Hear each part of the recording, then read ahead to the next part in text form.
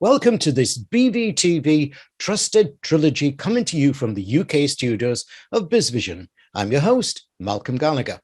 For many years, my wife Kim was chair of governors of a local school here in the northeast of England. And during that time, she filled a filing cabinet at home with memos, documents, and goodness knows what else about managing the school, sent out by the local and central government.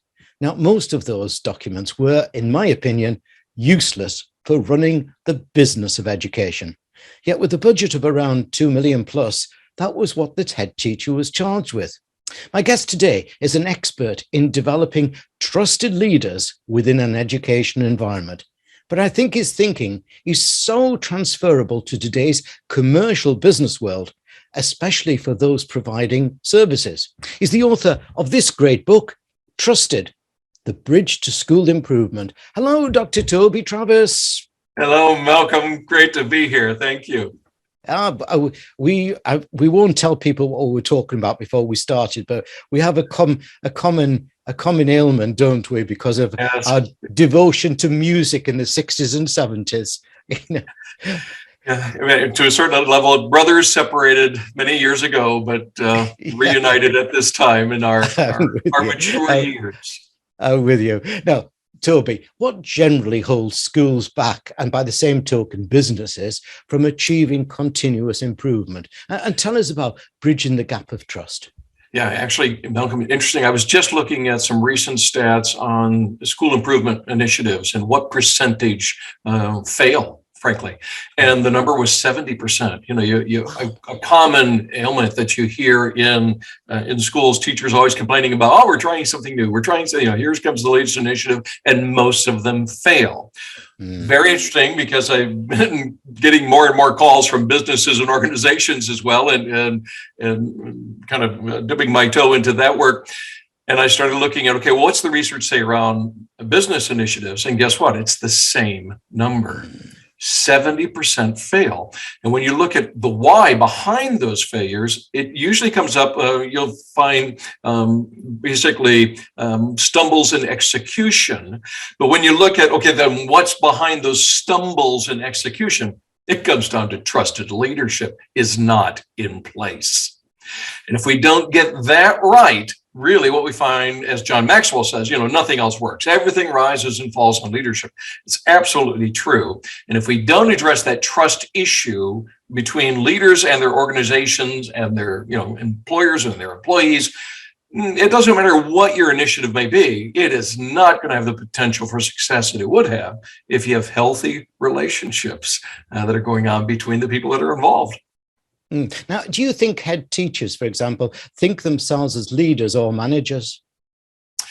They better, because they are, right? Life is about people, Malcolm, in every situation. It doesn't matter what endeavor we're talking about. It's about people. And you've got to get the people stuff right for any initiative to work. And what we find in education is that the number one element of student achievement is the relationship with the teacher. And the number one element of teacher engagement is the relationship of the teacher with the head teacher or with the principal or the administrator. So you've got to get that leadership piece right. And then the residual benefits are actually amazing. The research shows us higher levels of retention of students and staff, higher levels of student achievement, higher levels of community involvement and engagement, greater financial stability. I mean, the list just goes on. And those are all directly connected to the level of trust in the leadership. Yeah. I'm glad you pointed out about that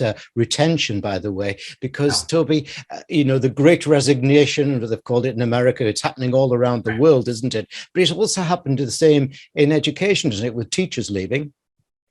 Right. In fact, it's now been probably about 4 or 5 years ago, there was a major study that came out in the UK showing that not only were half of your teachers leaving, they were leaving education.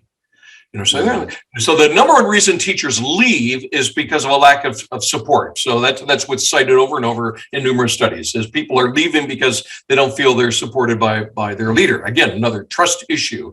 But what's really tragic in the midst of our teacher shortages, they're not just leaving schools, they're leaving education.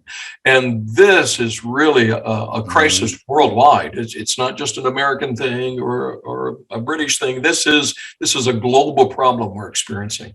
Yeah. Now, we're going to talk, obviously, in episodes 2 and 3 further deeper into the book, but just sort of teases into the book there. How are you suggesting that gap is bridged then? Well, number one, that we recognize it. So we got to see it. We've got to acknowledge it. Number two, we've got to assess it. So we have to look at, okay, how do we assess trust levels? And then number three, we've got to develop intentional action plans that are doable and that we can actually build on and make a difference. Our mutual friend, Dave Horsager, in his book, The Trust Edge, talks about how so often folks think that trust is a soft skill. Anything but that. There are tangible, measurable, trainable competencies and skill sets that we put into place that build trust, protect trust from being lost, repair it. We could talk about that. What are the steps for restoring trust? So that's kind of what the book is about, is first of all, recognizing that this is the issue. And then how do we assess it?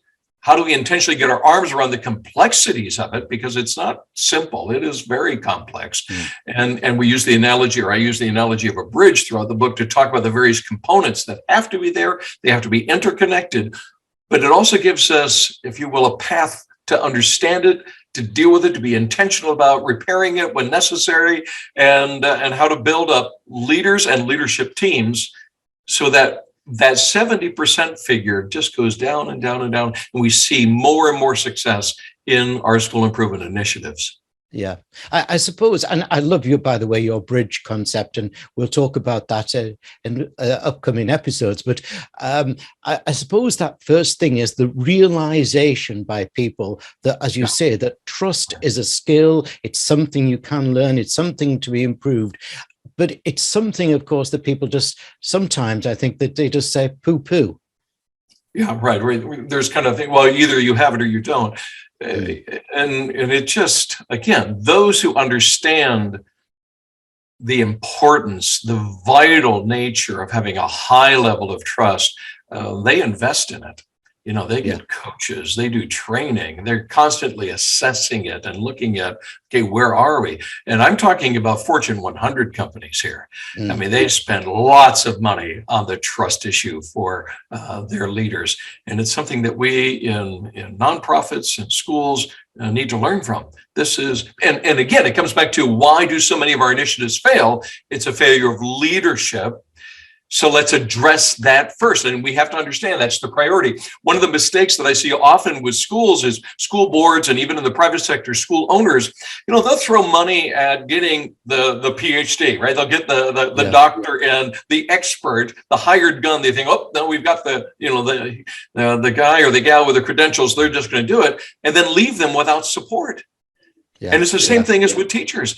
Leaders need support as well, and it needs to be ongoing and continuous.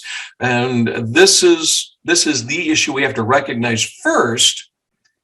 Take care of that, and you really are going to be amazed. People have I see it, and I hear it all the time. It's like, oh, we started doing this, and oh, it's like the culture changed around here. I'm like, right. Yeah, thanks, Toby. Now, let's give viewers and listeners details of your URL, your website address for the book. Now, which obviously, viewers, you can see on the screen behind me, but for listeners, let me spell it all out for you. And it's quite simple there. It's trustedbook.info, trustedbook.info. Now, Toby's book, this one, is called Trusted, The Bridge to School Improvement, and it's published by trustedschool.org. In episode 2, I'm going to ask Toby to dip into his 6 components of transforming into trusted leaders. Meanwhile, thanks, Toby, for a great episode 1. My pleasure. Thank you, Malcolm.